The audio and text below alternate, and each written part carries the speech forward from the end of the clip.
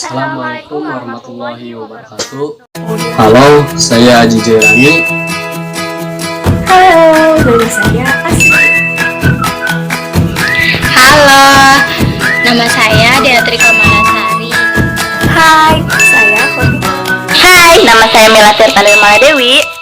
Kami dari kelompok 2, kelas biologi C, semester 4. Sebelumnya kami mengucapkan terima kasih yang sebanyak-banyaknya kepada teman-teman yang sudah menyempatkan waktunya untuk menonton video dari kelompok kami. Pada kesempatan kali ini, Saya akan menjelaskan materi tentang peran mikroba di bidang air. Teman-teman, yuk kita simak penjelasannya. Stay tune.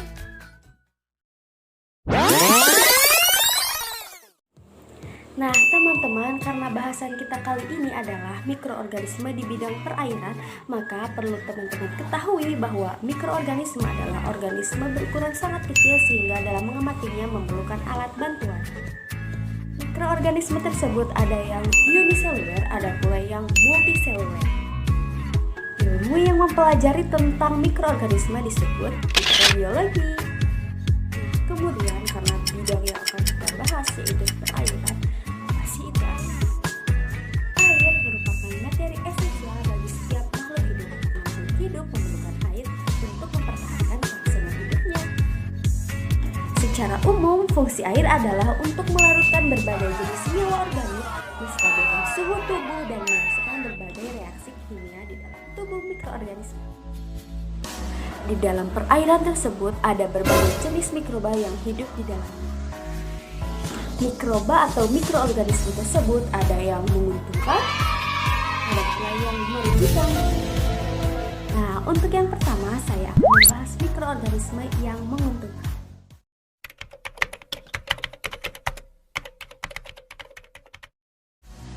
Yang pertama ada Chlorella sp. Nah, mikroorganisme ini termasuk ke dalam filum Chlorophyta, kelas Streptocippiceae, ordo Chlorellales, family Chlorelaceae, genus Chlorella, dan spesies Chlorella sp. Chlorella sp ini merupakan jenis mikroorganisme atau ganggang hijau yang hidup di perairan tawar, perairan laut, dan tempat basah lainnya. Jenis mikroba ini berukuran 2-10 nanometer, berbentuk bola, dan memiliki kloroplas berbentuk seperti mangkuk di dalamnya. Untuk perkembangbiakannya yaitu secara vegetatif dengan cara membelah diri. Setiap selnya dapat membentuk 4 buah sel yang tidak memiliki sebuah flagel. Chlorella sp dipilih sebagai sarana penanganan limbah cair karena mikroorganisme ini dapat hidup dan berkembang di perairan yang kotor. Chlorella sp dapat menghasilkan oksigen untuk bakteri pengurai melalui fotosintesis dan membentuk biomasa dengan bantuan cahaya matahari, CO2, nitrogen, dan fosfor. Sehingga terjadi simbiosis antara bakteri pengurai dengan mikroorganisme Chlorella sp. Mikroorganisme selanjutnya yaitu Pseudomonas fluorescens. Mikroorganisme ini termasuk ke dalam filum Proteobacteria, kelas Gamma Proteobacteria, ordo Pseudomonadales, family Pseudomonadaceae, genus Pseudomonas, dan spesies Pseudomonas fluorescens. Pseudomonas fluorescens memiliki sifat antagonis sehingga mempunyai pengaruh berlawanan terhadap mikroorganisme patogenik. Oleh karena itu, mikroorganisme ini digunakan sebagai suatu komponen dalam upaya pengendalian. Nah, pengendalian yang dimaksud yaitu seperti pengendalian pada berbagai jenis penyakit. Contohnya yaitu penyakit bercak ungu pada bawang merah atau Allium ascalonis. Mikroorganisme ini selain berperan dalam menekan penyakit pada tanaman, tetapi juga dapat memacu pertumbuhan pada tanaman karena bakteri ini termasuk ke dalam kelompok PGPR atau Plant Growth Promoting Rhizobacteria. PGPR merupakan jenis mikroorganisme yang hidup di sekitar perakaran tanaman. Bakteri ini hidup berkoloni dengan cara menyelimuti akar tanaman. Bagi tanaman, keberadaan bakteri ini sangat menguntungkan karena dapat membantu dalam proses fisiologi tumbuhan dan perkembangan atau pertumbuhannya. Di sini saya akan menjelaskan mikroorganisme yang menguntungkan di dalam air. Yang pertama yaitu plankton. Plankton adalah mikroorganisme baik hewan atau tumbuhan yang berukuran sangat kecil atau mikro. Plankton berperan menguntungkan dalam air sebagai dapat menstabilkan suhu air sebagai sumber pakan bagi biota laut, dapat dijadikan sebagai bahan obat-obatan, dan plankton dapat menurunkan zat beracun di dalam air. Yang kedua yaitu bakteri Streptococcus thermophilus. Bakteri Streptococcus thermophilus adalah salah satu bakteri yang paling banyak digunakan dalam industri laut. Selain itu, bakteri ini berperan sebagai probiotik yang dapat menjaga kestabilan, menjaga keseimbangan mikroorganisme di dalam saluran pencernaan. Yang ketiga yaitu bakteri Streptococcus aureus. Bakteri Streptococcus aureus adalah bakteri gram positif yang menghasilkan pigmen hijau dan bersifat anaerob fakultatif. Bakteri ini berperan menurunkan nutrisi pada air limbah. Yang pertama, yaitu ada Saccharomyces. Saccharomyces adalah salah satu jenis ragi yang termasuk probiotik dan memiliki peranan dalam menjaga kesehatan saluran pencernaan manusia. Jenis ragi Saccharomyces yang digunakan sebagai komponen utama probiotik adalah Saccharomyces boulardii. Probiotik terdapat dalam beberapa makanan seperti yogurt, susu, jus, dan minuman kedelai lainnya. Yang kedua, yaitu bakteri Bacillus sp, tergolong dari bakteri probiotik yang dapat ditemukan pada perairan tawar dan laut. Bakteri Bacillus sp dapat dimanfaatkan sebagai sumber nutrisi dalam pemeliharaan rotifer. Penambahan bakteri Bacillus ke dalam media pemeliharaan rotifer dapat meningkatkan jumlah rotifer. Selain itu, Bacillus sp juga mengandung enzim dan nutrisi yang dapat meningkatkan pencernaan rotifer. Yang ketiga, yaitu ada bakteri asam laktat. Bakteri asam laktat merupakan bakteri yang bermanfaat bagi kesehatan tubuh dengan memperbaiki keseimbangan mikroflora intestinal. Bakteri asam laktat umumnya dapat diisolasi dari makanan fermentasi, buah-buahan, sayur-sayuran, dan daging. Bakteri asam laktat dapat memproduksi asam laktat dengan cara memfermentasi karbohidrat. Asam tersebut dapat menghambat pertumbuhan bakteri-bakteri patogen dan bakteri pembusuk makanan.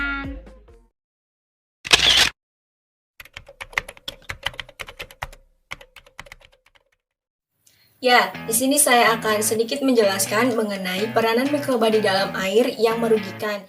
Langsung saja, yang pertama yaitu bakteri Vibrio cholerae. Bakteri ini merupakan bakteri gram negatif yang berbentuk batang, bersifat aerob, dan dapat bergerak karena memiliki satu flagel kutub.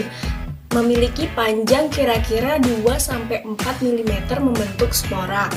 Bakteri ini ditemukan di air minum isi ulang. Bakteri ini sangat berbahaya karena dapat menimbulkan penyakit diare, menyebabkan kematian karena kekurangan cairan yang parah, dan dapat menimbulkan penyakit gagal ginjal. Ya, selanjutnya yaitu ada bakteri Escherichia coli. Bakteri ini terdapat pada air yang tercemar. Salah satu contohnya yaitu pada air minum isi ulang.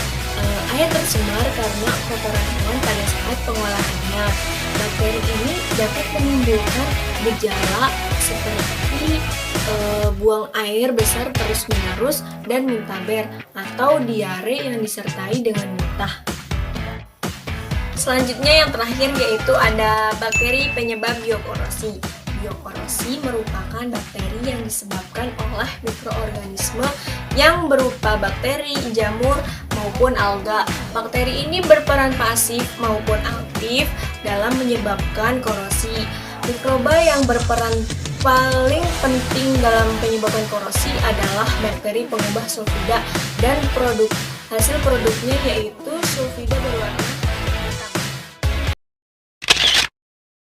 Nah, yang pertama yaitu Salmonella typhosa. Salmonella typhosa ini merupakan bakteri gram yang bersifat negatif yang berbentuk tongkat ya dan dapat bergerak bebas, yaitu menghasilkan hidrogen sulfida. Nah, untuk mekanismenya yaitu ketika itu kuman itu masuk ke dalam melalui pencernaan, lalu berkembang biak, kemudian menembus dinding usus menuju saluran limpa, dan kemudian masuk ke dalam pembuluh darah dalam waktu kurang lebih yaitu 24 sampai 72 jam. Nah, selanjutnya itu berkembang biak lagi di dalam saluran pembuluh darah lalu menyebar, yang bisa disebut juga sebagai dengan penyakit tipes atau tikus. Selanjutnya yaitu bakteri tentang Pseudomonas spp.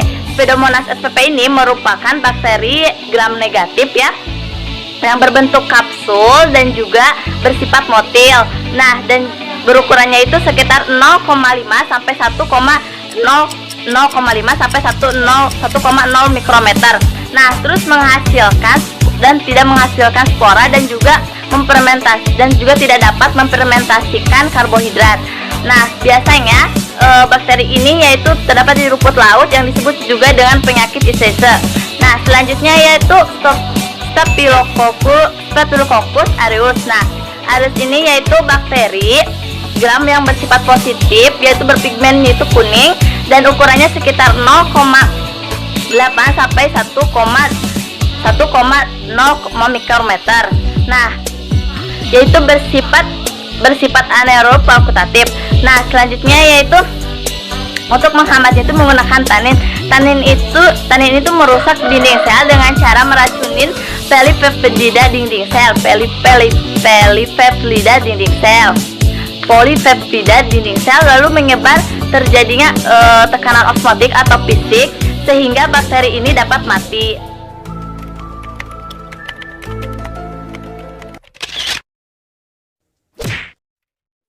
Teman-teman, terima kasih banyak karena sudah menonton video kami dari awal sampai akhir. Jangan lupa untuk Like, komen, dan subscribe. Share ke teman-teman kalian ya. Semoga ilmunya bermanfaat. Dadah. Assalamualaikum warahmatullahi wabarakatuh.